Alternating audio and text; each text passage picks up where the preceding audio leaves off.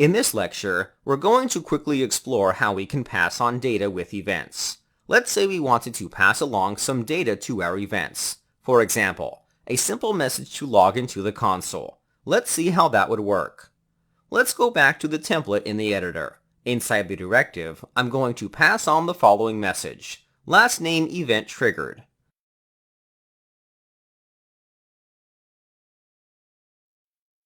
Unfortunately, this will break our function. It's because we're expecting an event object inside the function.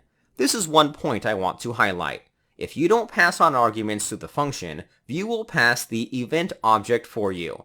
Now that we're passing in our own arguments, we have to pass the event object manually.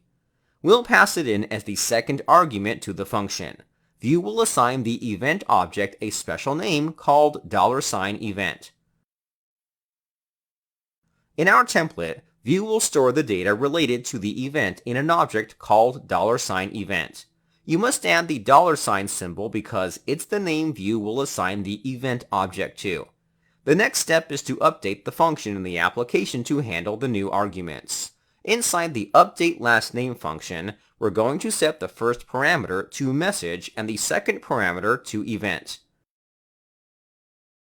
Then, inside the function, we will log the message parameter.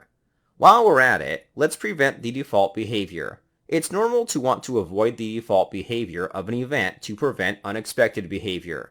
We're dealing with a regular event object in our function. We can call the event.preventDefault method to prevent the default behavior.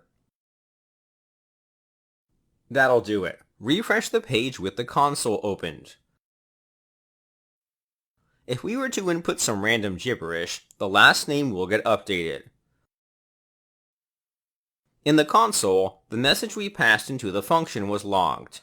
We can customize the behavior of our event handlers by passing in arguments. Vue will take care of calling the function for handling the event with the arguments you pass in. If we decide to add additional arguments, we will need to update our functions to accept the event object if we plan on using it. Vue will not do it automatically unless you don't provide arguments. We'll continue learning about events in the next lecture.